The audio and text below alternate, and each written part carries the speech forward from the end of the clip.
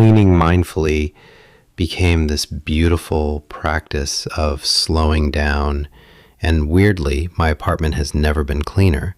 When you clean every single day, things never get overwhelming. Point 6. The monk's breakfast.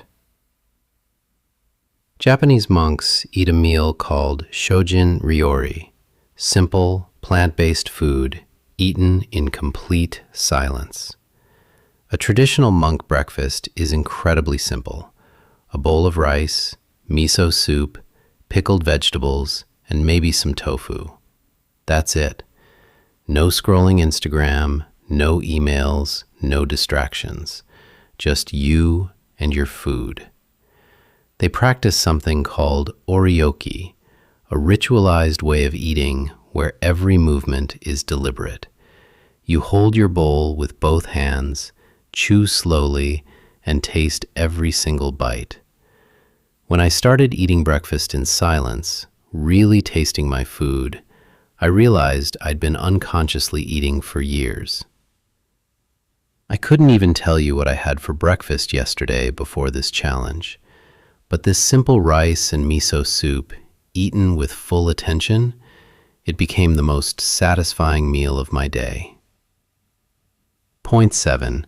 The first struggle. Let me be real with you. Days 5 through 10 were absolutely miserable. My body was in rebellion. I was falling asleep at 7 p.m., waking up felt like torture, and I was questioning if this was actually worth it. I wanted to quit so badly. But there's this concept in Zen called gaman, enduring the seemingly unbearable with patience and dignity. It's not about powering through with willpower. It's about accepting discomfort as part of growth. So I kept going. And around day 12, something shifted. I woke up before my alarm, feeling actually rested. My meditation felt deeper. The cold water didn't shock me anymore. My body was finally adapting. Point 8. The unexpected benefits. By week 3, I started noticing changes I never expected. First, my anxiety basically disappeared. That constant background noise of worry and stress just quieted. I think it's because I was starting every day from a place of calm, instead of immediately diving into chaos. Second, my focus became laser sharp. I could work for hours without getting distracted. That afternoon brain fog? Gone. Turns out, when you wake up at 4 and do meaningful practices, you're not fighting against your biology anymore. Third, and this is the weirdest one, I stopped wanting things as much. That constant craving for the next purchase, the next experience, the next thing, it just faded. I think the simplicity of the routine showed me that I don't actually need that much to be content. Point 9. What changed by day 30? On day 30, I woke up at 3:55 a.m. without an alarm. I splashed cold water on my face and actually smiled doing it. I sat in meditation, and for the first time, 30 minutes felt like 5. I was completely present. No racing thoughts, no discomfort, just being. The biggest change wasn't physical, it was internal. I felt like I had found this quiet center inside myself that nothing could disturb. Traffic, stress at work, difficult conversations, they still happened, but they didn't knock me over anymore. I had this foundation of calm to return to. Point 10. Will I continue? Here's the honest answer. Yes, but modified. I'm not a monk. I have a job, social life, responsibilities. But I'm keeping the 4 a.m. wake up on weekdays, the cold water ritual, and the 30-minute meditation. These 3 things alone have been transformative. The traditional monk's routine has survived for over 1,000 years because it works. It aligns you with natural rhythms, gives you space for reflection, and teaches you that you don't need much to find peace. If you're feeling overwhelmed, anxious, or just tired of the chaos, I genuinely believe trying even one of these practices could change your life. You don't need to do all 30 days. Start with 1 week. Wake up early, sit in silence, see what happens. If this video resonated with you, let me know in the comments which practice you want to try. And subscribe because I'm documenting more traditional Japanese lifestyle practices that might just change your life too. Thanks for watching, and I'll see you in the next one. It's 3:50 a.m. and I'm about to do something brutal. For the next 30 days, I'm following the exact morning routine of Japanese Zen Buddhist monks who've been doing this for over 1,000 years. Now, I'll be honest. I'm the person who hits snooze 5 times and stumbles to my coffee maker, half asleep. But something had to change. I was exhausted all the time, anxious, and my life felt chaotic. So when I learned that Japanese monks wake at 4 a.m. and follow the same ancient rituals every single day, I thought, what if this is the answer? Spoiler alert. By day 30, I'm not the same person who started this journey. Let me show you what happened when I committed to waking up before the sun, and why this traditional practice might actually be life-changing for modern people like us. Point 1. The 4 a.m. wake-up. The first thing you need to know is that monks don't use alarm clocks. They wake naturally, trained over years. I, however, needed 3 alarms. The first week was absolutely brutal. I'm talking falling asleep standing up, nodding off during meditation, questioning every life choice. But here's what monks understand that we don't. 4 a.m. isn't about the time, it's about the silence. At 4 in the morning, the world hasn't woken up yet. No traffic, no notifications, no demands. There's this Japanese concept called ma, the space between things. And at 4 a.m., you're living in that space. It's yours alone. By week 2, something shifted. My body started waking up on its own at 3:55.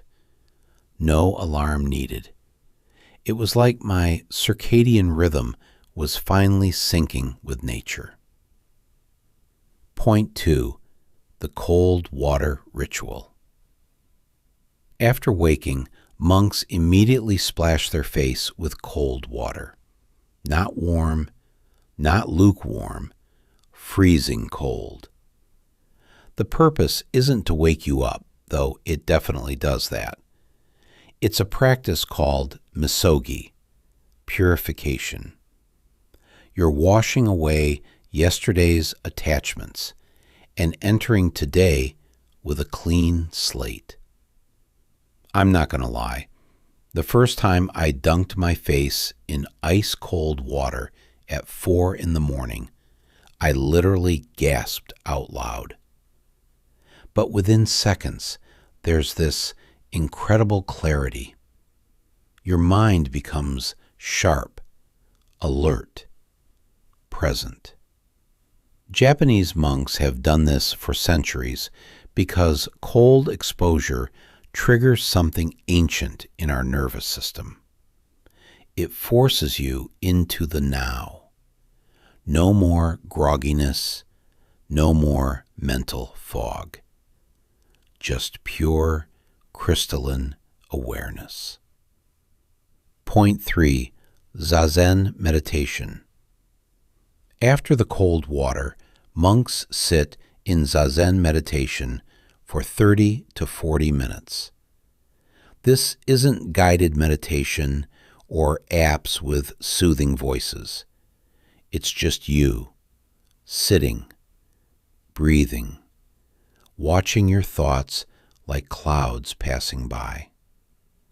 The monks use a specific posture, full lotus position, spine straight, hands in cosmic mudra, eyes half open, gazing down.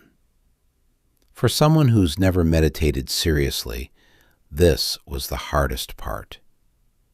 My legs would fall asleep, my back would ache, and my mind? Absolute chaos. Every random thought from the past decade decided to visit me at 4:30 in the morning. But monks have a saying, when you sit, just sit. You're not trying to empty your mind or achieve enlightenment. You're just sitting with whatever is. The discomfort, the thoughts, the boredom, all of it. By week 3, something incredible happened.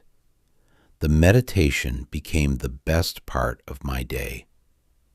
That 30 minutes of silence became like a reset button for my entire nervous system. Point 4. Morning chanting.